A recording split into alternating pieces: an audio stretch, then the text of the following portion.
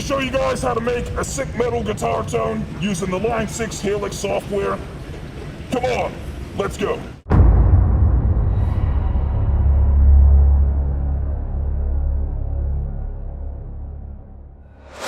Okay, we're inside of the HX Edit, the software for the Line 6 Helix. Create a new preset here, rename it to something you want, like sick metal tone. And then you want to click on this here and change this to guitar. And go to the multi output here. Change that to path 2A. And that's going to send all that signal down to this signal chain where we can put a bunch of fun effects and stuff. So this one, yeah, you can just pick whatever output you want to run. Multi output's fine. But I'm running the USB 1.2, so I'm going to select that.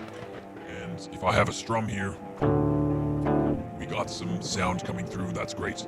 Now, I'm going to leave these two blank because you might want to have a noise gate, which you can add through the dynamics here, noise gate, or a wah pedal down here, or different kinds of wah pedals. Anything you want at the start of the signal chain, you can add there.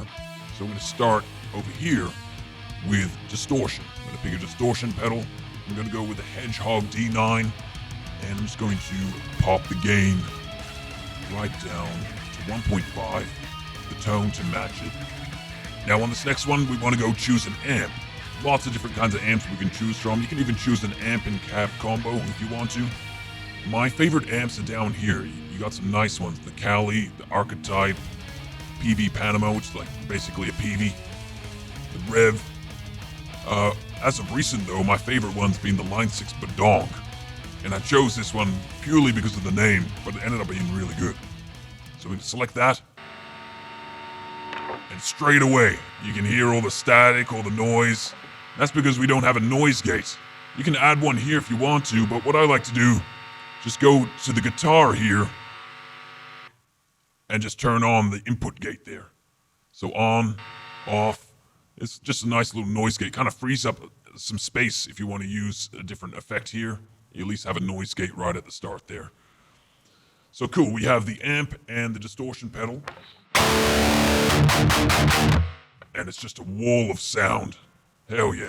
So very next thing that we're going to do is I'm going to pick a cabinet here. And what I want to try and do is just use the native tones that you get on the Helix software, because you might be following along. I think maybe the Cali V30 might be good.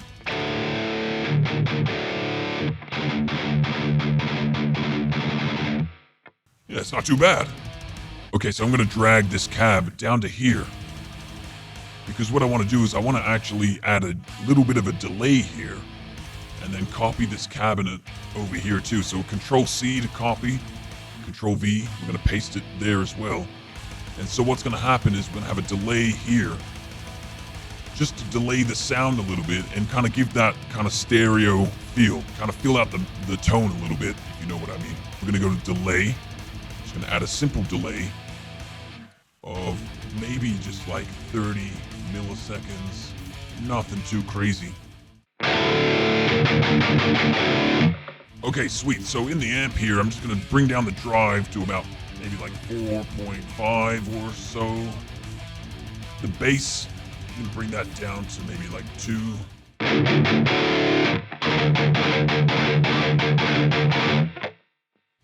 Sweet, and keep the treble at 5.6. Maybe bring the presence up a little bit, maybe to about 6.6, just a little boost.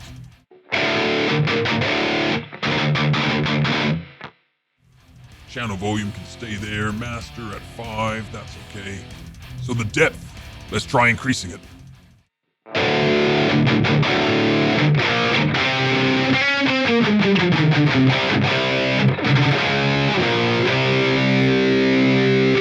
Might back it off a little bit, but I mean, it adds a bit more to it. Maybe you just keep it at 2.2.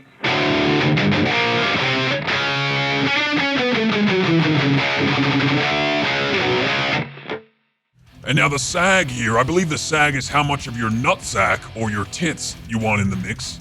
It's sitting at 5 right now. And I mean, if we boost it right up and just put every little bit of nutsack into the mix here.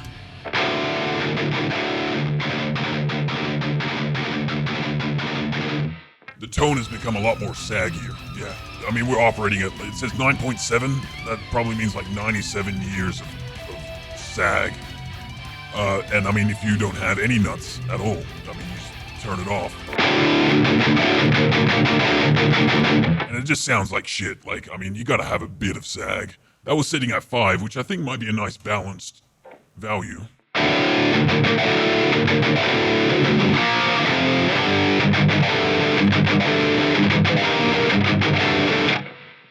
Yeah, I like that. Bias?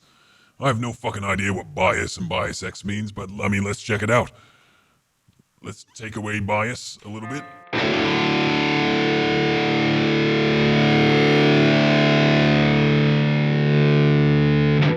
It's increasing something there. Bias X.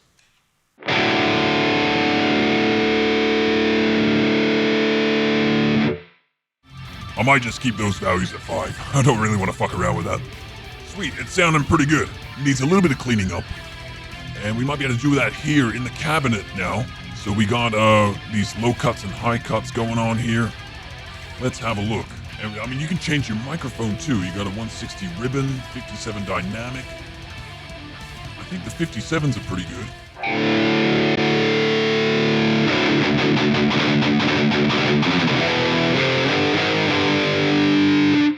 We'll just save it as well, and we'll click on the next one here. This one's at 160 ribbon. Might be good having 2 different microphones, give it a little bit of a little bit more color to the sound. We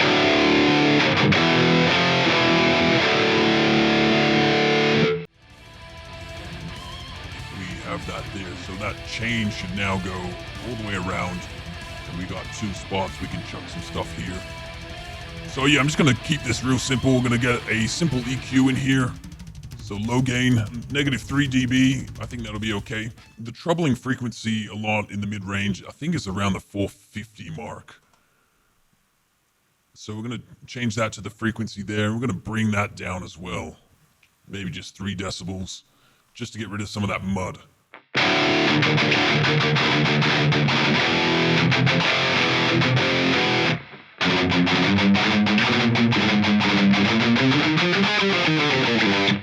I mean, most of the time you would do your EQ and all that stuff in the DAW, in recording software you're using to really get that tone that you want.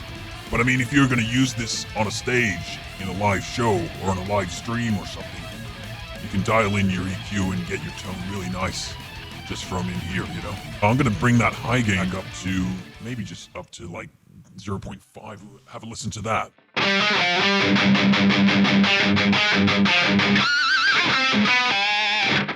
Sweet, so that is the rhythm tone pretty much done. And what we can do here is, up in the snapshot, we can rename this to like rhythm tone, snapshot 1. So down here, we're gonna do all our special effects stuff. And what we can do is actually go to snapshot 2 here and just select that for now. Now, before we do the lead tone and do some fun effects and stuff, I do just want to turn down the volume a little bit. And I think if we can do it here on the cab. I'm going to just lower the volume about 5 decibels. And on this one, we're doing -5 too.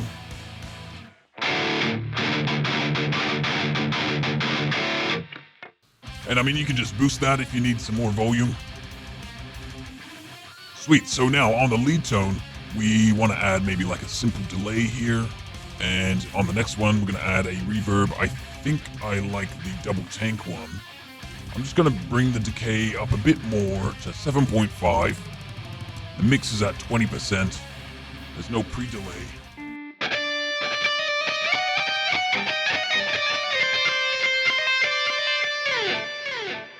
So what we're gonna add after this is some modulation. I'm gonna go the chorus here. And straight away, I am going to just take this pre-delay right down.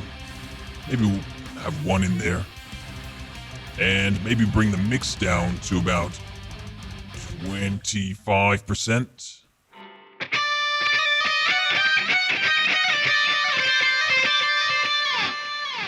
Okay, so what needs to be done, and I should have done this before we got into all this here, is we're in Snapshot 2 right now.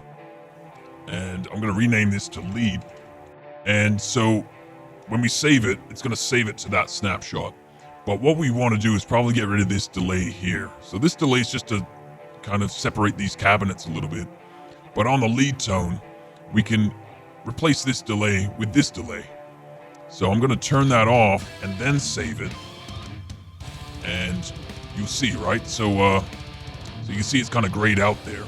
If we go back to rhythm here, it brings that one back. And so with rhythm tone, we want to just turn these ones off. And then we want to save it. And so now it's saved to the rhythm tone. And so when we select lead, it turns that one off, turns these ones on. Boom. So one last thing I want to do actually is go back to this delay. Sometimes the delay is tricky to dial in. I'm going to bring it back to 600, but what I'm going to do is I'm going to bring the mix down. I didn't think about bringing the mix down a bit more on this.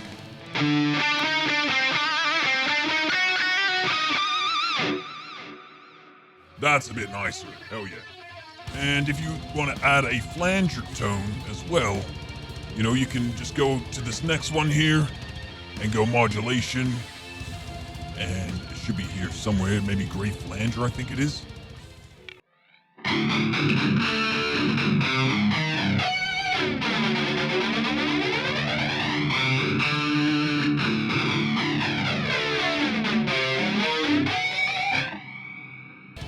Not too bad. And I mean, you can go to Snapshot 3 now and turn off like the lead stuff if you wanted to. Keep that other stuff on and then save that as Snapshot 3. We're gonna rename this as well to flange. And so there you go. You got 3 different tones. You got your rhythm tone, which just uses these top ones here. Oh, we're gonna have to turn that one off and save that as rhythm. And then I think we have to go to lead and turn it off for the lead. One very last thing that I'm gonna do here actually is just add a gain right at the end here, a little volume boost. And the reason is I want to grab the entire tone here and just boost it right at the end, just to get a little bit louder. Because I mean, we got some volume reduction going on in the cabs there, but a nice 5 decibel boost I think at the end here will be quite a nice touch.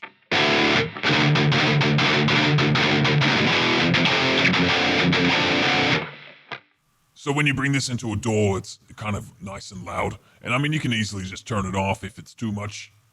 This whole thing, it's entirely up to you. This is your canvas. You can paint away. Become the Bob Ross of heavy metal guitar tones. But yeah, I'm quite happy with that. All right, we made a sick metal guitar tone. Now it's time to test it out. Just gonna drag this over here. And let's rock.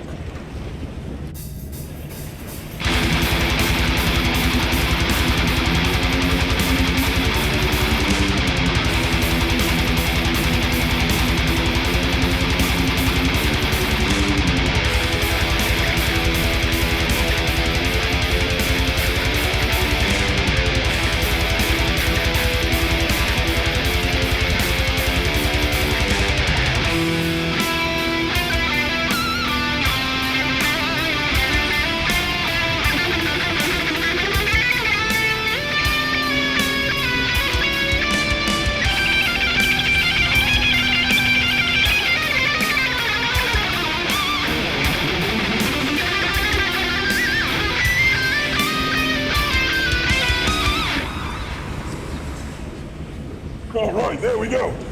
I'm not the greatest at improvising solos, but that was pretty fun. Now, if there's one thing I'd probably change with this, I'd probably bump up the delay and the reverb just a little bit, just so you can hear it a little bit more in the mix. Other than that, man, it's a pretty solid tone. And, I mean, if you can't be fucked making the tone yourself, you can download this exact one in the description of the video, and you can play around with it from there. Thank you so much for watching, guys. If you enjoyed the video, please subscribe to the channel. And join me live on twitch.tv/Grym for the ultimate live heavy metal experience. Hope to see you there. Thank you.